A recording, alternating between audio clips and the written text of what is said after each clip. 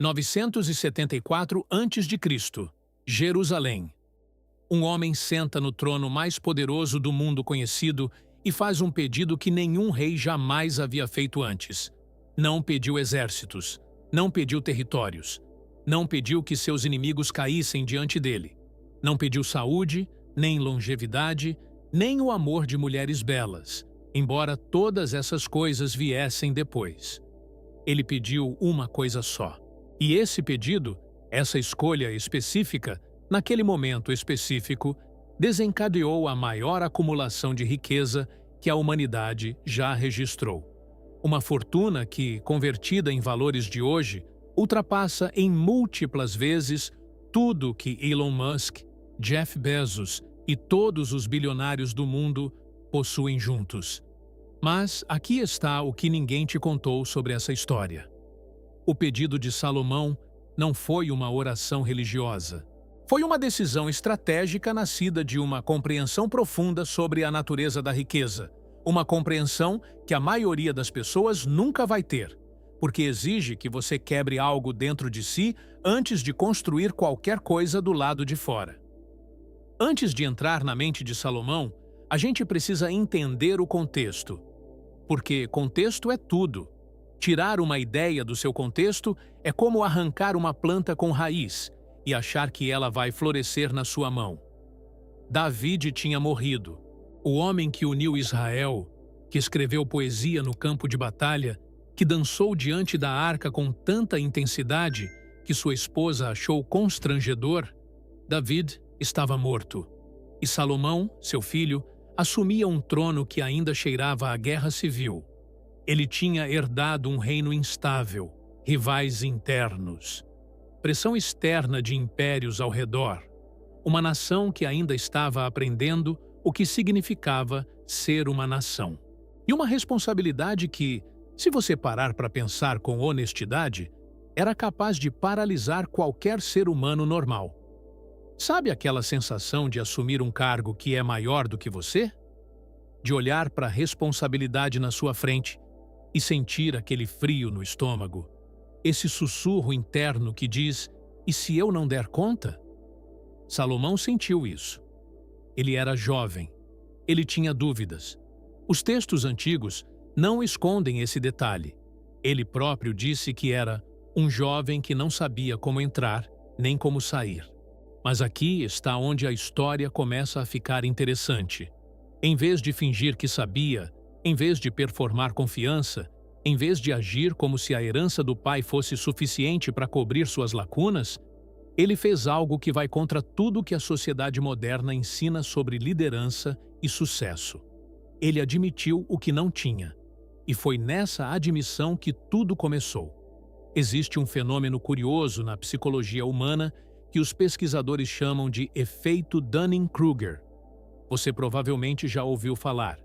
É aquela inversão cruel onde quem sabe pouco tende a superestimar o próprio conhecimento e quem realmente domina um assunto tende a subestimar, porque quanto mais você aprende, mais você percebe o quanto ainda não sabe. Salomão tinha o equivalente ancestral desse entendimento. Ele sabia que não sabia. E isso, sozinho, já o colocava décadas à frente de qualquer rival. Mas a compreensão que ele tinha ia além da humildade intelectual. Era uma percepção estrutural sobre como a riqueza funciona. Uma percepção que a gente vai chamar, ao longo desse vídeo, de o princípio da raiz. Porque toda árvore que produz fruto abundante tem uma raiz que vai fundo o suficiente para alcançar água mesmo na seca. E há dois tipos de pessoas no mundo: as que perseguem frutos e as que cultivam raízes. A maioria das pessoas passa a vida inteira perseguindo frutos. Mais dinheiro, mais reconhecimento, mais segurança, mais admiração, mais conforto. A lista muda de pessoa para pessoa, mas o padrão é o mesmo. A atenção está sempre no resultado, nunca na origem. E aí acontece algo previsível. Quando o fruto aparece, ele apodrece antes de ser colhido, ou some antes de ser saboreado, ou chega e não tem o gosto que a pessoa esperava. e ela vai atrás de outro fruto, e de outro, e de outro. Isso não é metáfora. Isso é o ciclo de vida de alguém que acumulou e perdeu, às vezes 3, 4 vezes, sem entender por quê. Porque o problema nunca foi a falta de oportunidade. O problema foi a ausência de raiz. Salomão entendeu isso numa época em que não havia livros de autoajuda, nenhum podcast de finanças, nenhum mentor de mentalidade de milhões. Ele entendeu através de algo muito mais antigo e muito mais confiável: observação da natureza humana ao longo do tempo. E quando chegou o momento do pedido, esse momento decisivo, que vai definir não só o seu reinado, mas o padrão da sua existência, ele não pediu fruto. Ele pediu raiz. Dá ao teu servo um coração que entende. Essa é a tradução literal do pedido de Salomão. Não sabedoria, como a gente costuma resumir. Um coração que entende. Agora, faz uma pausa aqui, porque essa distinção importa muito. Em hebraico antigo, o coração não era associado às emoções da forma que a gente associa hoje. O coração era o centro de operações, era o lugar onde pensamento, intuição, discernimento e vontade se encontravam. Era o equivalente ao que a neurociência moderna chama de integração entre os sistemas cognitivos e emocionais do cérebro. Ele não pediu informação, pediu integração. A gente vive numa era de excesso de informação e déficit de integração. Todo mundo tem acesso às mesmas ideias, aos mesmos conteúdos, às mesmas estratégias. E ainda assim os resultados são completamente diferentes de pessoa para pessoa. Por quê? Porque informação sem integração é ruído. Livro que não muda comportamento é decoração. Podcast que não transforma decisão é companhia para fone de ouvido. O que Salomão pediu foi a capacidade de fazer a informação aterrissar, de mover do nível do entendimento intelectual para o nível da ação transformadora. E quando você entende isso, começa a entender por que a riqueza dele não foi um acidente, não foi sorte, não foi favoritismo divino no sentido mágico que as pessoas às vezes imaginam. Foi uma consequência direta de um padrão de pensamento que ele cultivou com consistência ao longo de décadas. Deixa eu te contar uma história que aconteceu dentro do Palácio de Salomão, poucos anos depois que ele assumiu o trono. 2 grupos de mercadores chegaram a Jerusalém com uma proposta. Os 2 queriam construir uma rota comercial que passasse pela cidade, o que naquela época era como ter o pedágio de uma estrada que conectava continentes. O primeiro grupo veio com ouro, com presentes, com demonstrações de poder. Trouxeram os melhores tecidos do Egito, especiarias da Pérsia e um discurso cuidadosamente elaborado sobre os benefícios mútuos da parceria. O segundo grupo veio com mapas. Salomão dispensou os presentes do primeiro grupo com cortesia e ficou horas conversando com o segundo, porque o primeiro grupo trazia o que já existia e o segundo trazia o que ainda era possível. Aqui está um dos princípios mais subversivos da mentalidade de Salomão e um dos mais difíceis de internalizar para quem cresceu numa cultura que ensina a valorizar o que é imediato e concreto. Riqueza real não está no que você pode ver, está no que você consegue enxergar. Existe uma diferença entre ver e enxergar que vai muito além do campo visual. Ver é o processo passivo de registrar o que está na frente. Enxergar é o processo ativo de interpretar o que os outros não notaram ainda. Os mercadores do ouro viram Jerusalém como um destino. Os mercadores dos mapas enxergaram Jerusalém como um ponto de convergência. E Salomão enxergou nos mercadores dos mapas não só uma rota comercial, mas um padrão. A mentalidade de quem pensa em possibilidade antes de transação. Esse padrão, ao ser replicado em escala, foi o que construiu o império comercial mais sofisticado do mundo antigo. Agora, a gente vai entrar numa parte que pode ser desconfortável. E desconforto, nesse canal, é sempre um sinal de que você chegou perto de algo que importa.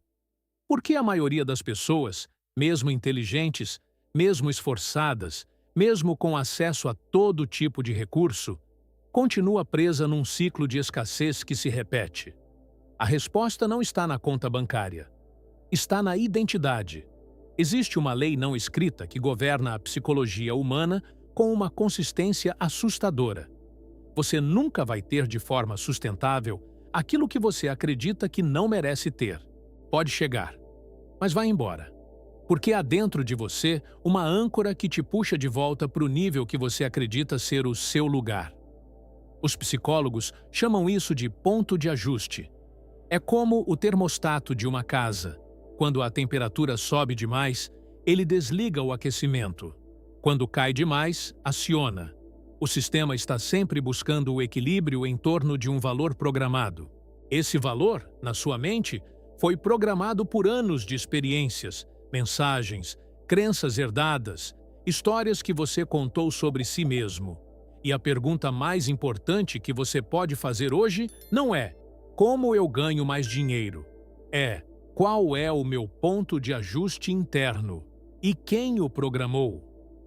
Salomão, ao contrário do que muitos imaginam, não nasceu num ambiente de abundância psicológica pura. Seu pai David era um homem extraordinário, mas também profundamente contraditório, um guerreiro e um poeta. Um líder fiel e um homem capaz de mandar um de seus guerreiros mais leais para a linha de frente da batalha para morrer, porque queria a mulher dele. Salomão cresceu vendo isso. Cresceu num ambiente de grandeza e de falha humana simultâneas. E aqui está o que é notável. Em vez de deixar a contradição do pai criar uma contradição dentro de si, em vez de herdar tanto a grandeza quanto o padrão de sabotagem, Salomão fez uma escolha consciente de identidade. Ele decidiu quem ia ser, antes de decidir o que ia construir. Essa sequência importa mais do que qualquer estratégia financeira que você já leu num livro. Identidade primeiro, construção depois. A maioria das pessoas faz o inverso. Tenta construir resultado, esperando que o resultado vá mudar a identidade. Espera ter para então ser. E fica na espera pelo resto da vida, porque o mundo exterior responde à identidade, não ao desejo. Tá, mas vou ser honesto com você aqui.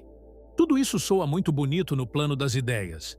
A questão é, como isso se traduz para segunda-feira de manhã, quando você acorda e ainda tem as mesmas contas, as mesmas limitações, o mesmo ambiente ao redor? Porque se você está esperando que eu diga que é só mudar o mindset e o dinheiro vai aparecer, eu não vou dizer isso. Não é isso que aconteceu com Salomão, e não é isso que vai acontecer com você. O que vai acontecer, se você aplicar o que está sendo dito aqui, é diferente. Você vai começar a tomar decisões diferentes. Decisões que parecem pequenas no dia em que são tomadas, mas que criam trajetórias completamente distintas ao longo dos meses. Decisões como recusar o atalho que compensa agora, mas cobra depois. Investir atenção no que cria raiz antes de colher fruto. Perguntar o que isso revela antes de perguntar o que isso me traz. Essas são as decisões de Salomão em linguagem cotidiana. E sabe o que é mais irônico nisso tudo?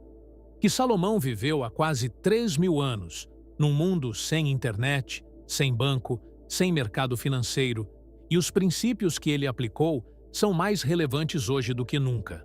Porque o caos de informação que a gente enfrenta hoje é exatamente o ambiente onde quem tem raiz prospera, e quem só tem fruto se perde. Existe uma cena registrada nos textos antigos que os historiadores costumam tratar como anedota, mas que eu acredito ser uma das demonstrações mais precisas do sistema de pensamento de Salomão. Duas mulheres aparecem diante dele num conflito. Um bebê.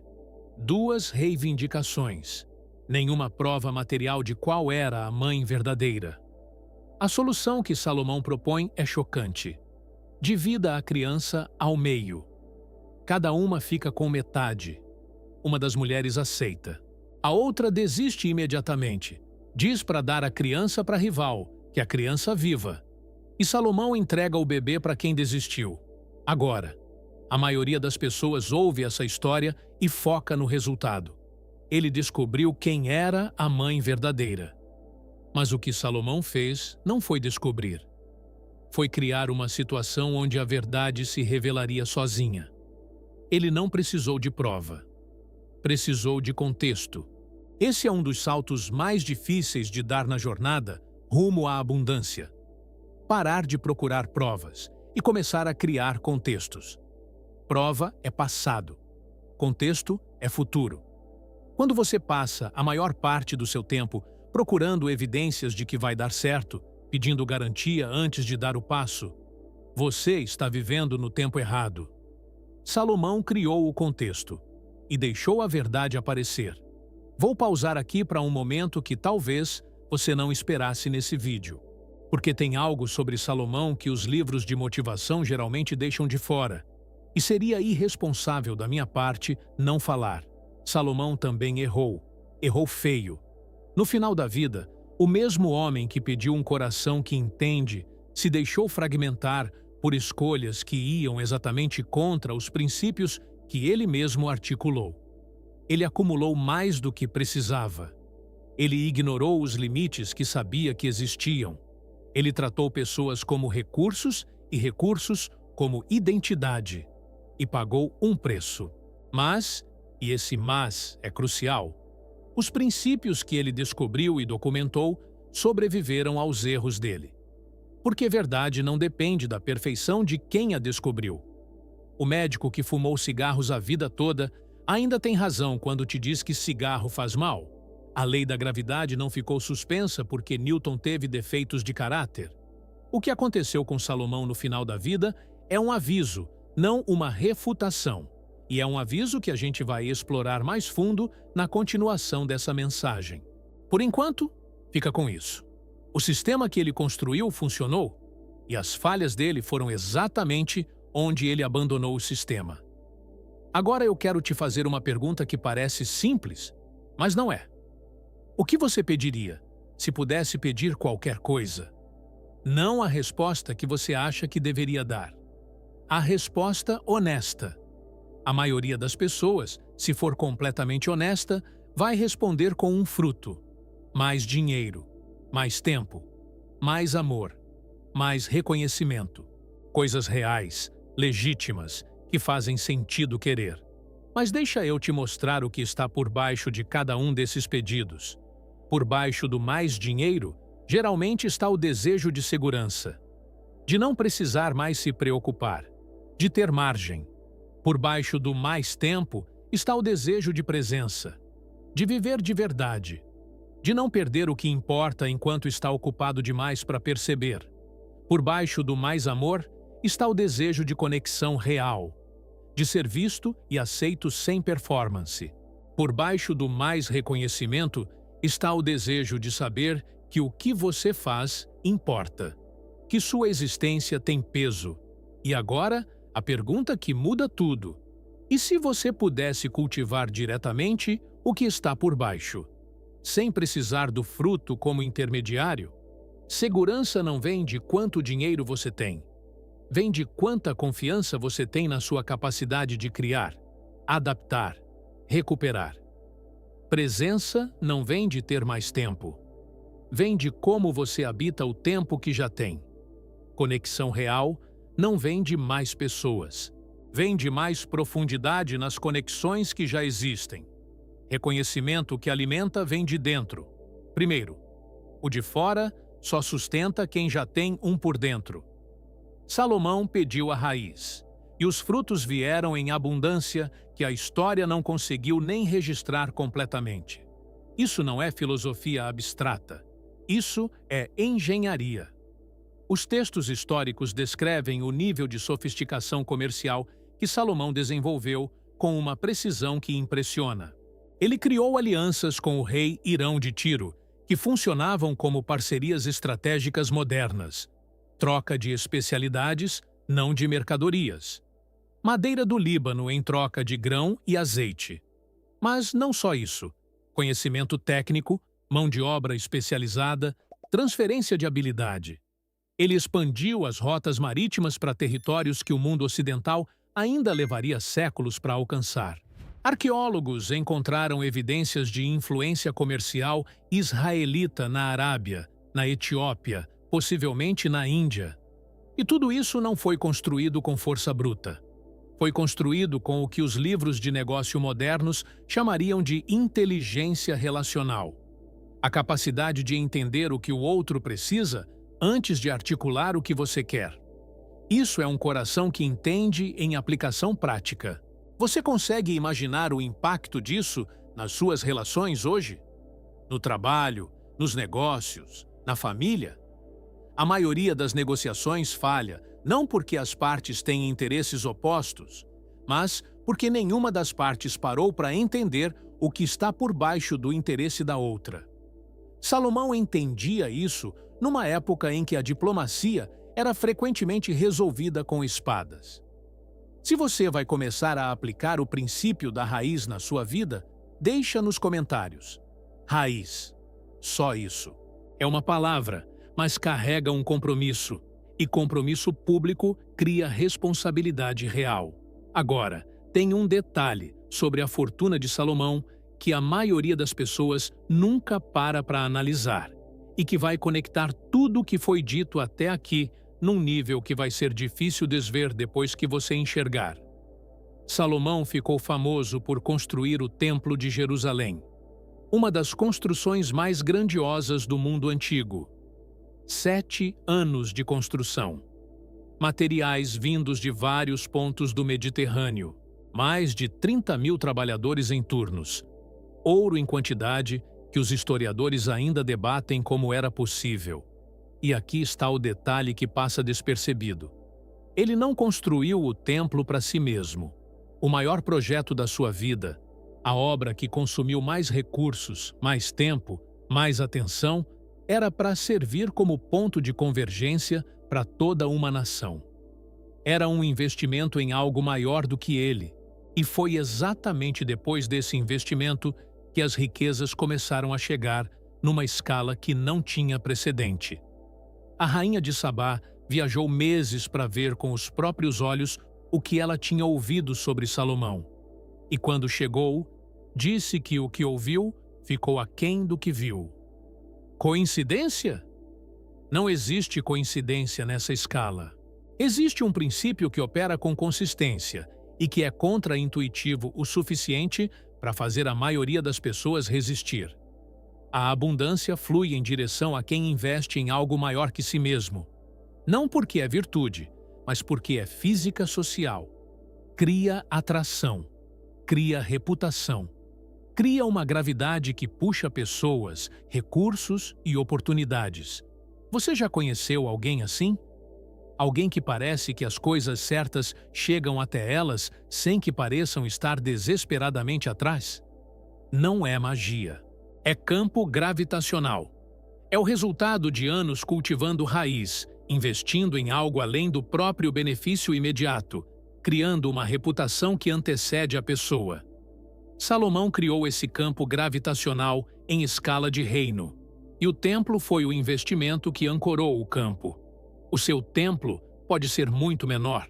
Pode ser um projeto, uma causa, uma comunidade, uma obra que você cria sem garantia de retorno imediato. Mas a lógica é a mesma. Sempre foi. Tem uma última camada da mentalidade de Salomão que a gente precisa explorar antes de avançar, e ela talvez seja a mais radical de todas. Salomão entendia que tempo é o único recurso que não pode ser recuperado. Isso parece óbvio. Todo mundo sabe isso. Mas saber e viver como se fosse verdade são duas coisas completamente diferentes. As crônicas históricas sobre Salomão mostram que ele tinha uma obsessão com o uso intencional do tempo que era incomum até para um rei. Ele delegava o que podia ser delegado. Ele centralizava o que exigia o seu nível específico de discernimento. Ele criou sistemas que funcionavam na ausência da sua atenção direta. Em linguagem moderna, ele não trabalhava no negócio, trabalhava no sistema. E o sistema trabalhava enquanto ele dormia. Isso não é produtividade. Isso é arquitetura. E a diferença entre trabalhar duro e trabalhar com arquitetura é exatamente a diferença entre construir uma casa de areia toda vez que a maré sobe e construir um dique uma vez que protege a terra por gerações. E talvez essa seja a lição mais honesta que Salomão deixou para a humanidade. Não nos seus dias de glória, mas nos seus dias de contradição. Que o maior inimigo da abundância não é a escassez lá fora. É o esquecimento lá dentro. O momento em que você conquista o suficiente para se sentir seguro e para de cultivar a raiz que te trouxe até ali. A prosperidade sem propósito apodrece por dentro antes de desaparecer por fora. E quando você percebe, já perdeu mais do que dinheiro. Perdeu o fio que te conectava a quem você realmente é. Então, se tem uma coisa para você levar daqui hoje, é essa. Não persiga a fortuna de Salomão. Persiga o pedido de Salomão. Porque a fortuna foi consequência. O pedido foi a causa. E causas, diferente de consequências, estão sempre ao alcance de quem tem coragem de escolher diferente. Você não precisa de um trono. Precisa de uma decisão. Uma só. Tomada com clareza, com intenção e com a disposição de cultivar raiz, mesmo quando todo mundo ao redor está correndo atrás de fruto. Se esse vídeo plantou algo em você, deixa nos comentários qual ensinamento foi mais transformador. Pode ser uma palavra, pode ser uma frase inteira. Eu leio tudo. E se você tem alguém na sua vida que está preso num ciclo de escassez, sem entender por quê, compartilha esse vídeo com essa pessoa. Às vezes a mensagem certa chega pela mão de quem se importa. E para continuar essa jornada, tem um vídeo aqui no canal que vai fundo em algo que Salomão também entendeu e que a maioria das pessoas descobre tarde demais. O preço invisível que você paga quando ignora os sinais que a vida manda antes da quebra. Vai aparecer aqui na tela. Não pula. Aqui é o Portador. Nos vemos no próximo vídeo.